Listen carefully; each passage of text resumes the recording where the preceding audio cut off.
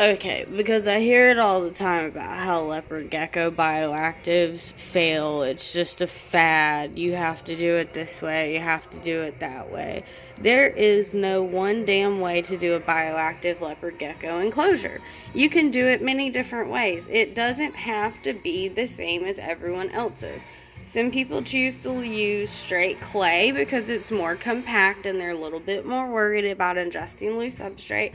Some people don't. So, the basis of this video is to show that there are many different ways to do this. And if you have been following any of my posts in the group or on my Facebook page about my lizards, you'll see the transformations that I've made in Ziggy's enclosure over the last just over a year and a half that he has been bioactive. So, we shall start in the plant side. This is my plant side. Currently, that's the humidity in my house. I put this over here. After a while, I'll take a picture of what the humidity is on the side where the plants are. So this one we have what we call Portulaca afra, which is an African elephant bush. It's edible. He won't eat it. This one is a Kalanchoe hybrid. And then he won't eat it. Here are isopods. In order to sustain a good ecosystem, you need a wide variety of little critters to help keep your soil free from bacteria, eat waste, and everything else. And I bet you I can dig under here and dig up some more. Yeah, look at that.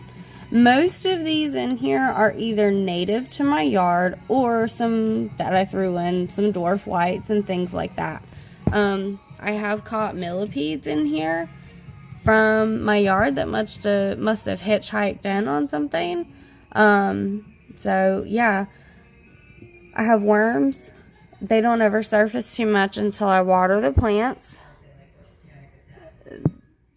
There's one of my useless beetles right here. It's a death feigning beetle.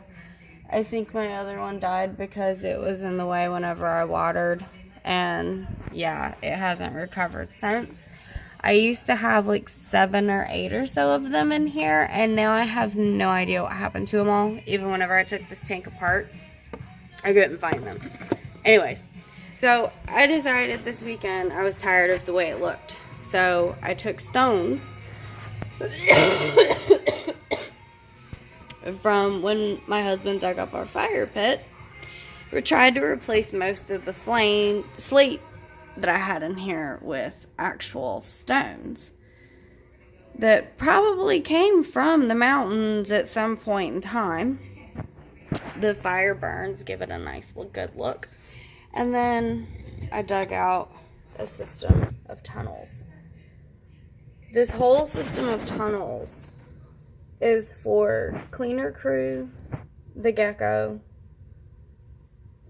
and whoever else decides to mosey their way through. When plants are watered, it will likely flood all the tunnels, which will make them humid in turn.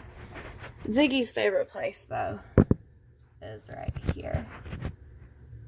He's looking at me like, I hate you. You're always waking me up when I'm supposed to sleep. His basking area is right in here. Between the log and the rocks, he gets pretty good heat. The cow head is fake.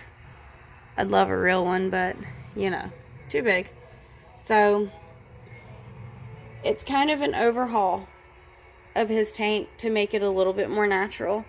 They come from very different, you know, very, very, very different ecosystems in Pakistan. They have a high range. You can find them in the mountains. You can find them in the scrublands. You can even find them in people's houses who live in like almost the straight up desert. So when I say there's no one way to keep a leopard gecko, there's not. Just please don't use straight sand, because straight sand, they basically just collapse in it. And then, you know, it can cause issues with their legs and stuff like that. So like I said, I'm going to leave this over here for a while. And I'll come back later and check what the humidity is, because the humidity is never that high. I've never had an issue with sheds, not using a moist hide. I don't use under tank heating. I only use a 50-watt halogen spot bulb. There you go. That shines right down here. to give him a nice, good, hot place for whenever the light turns off. He'll bask his little belly, and then he'll meander around his tank, do what he wants to do. If he's got food, he'll eat it. If he doesn't have food because he doesn't eat very often, then he just moseys around his tank, does as he pleases. I always have a bowl of water in there for him. He always has nice, healthy looking urates, nice, healthy looking poops, and has ever since I started doing Bioactive with him. So for everyone who thinks that leopard geckos can't do Bioactive because of this, that, or the other, you're wrong. It can be done. I've proved it. And I'm kind of proud of it. So y'all have a good day.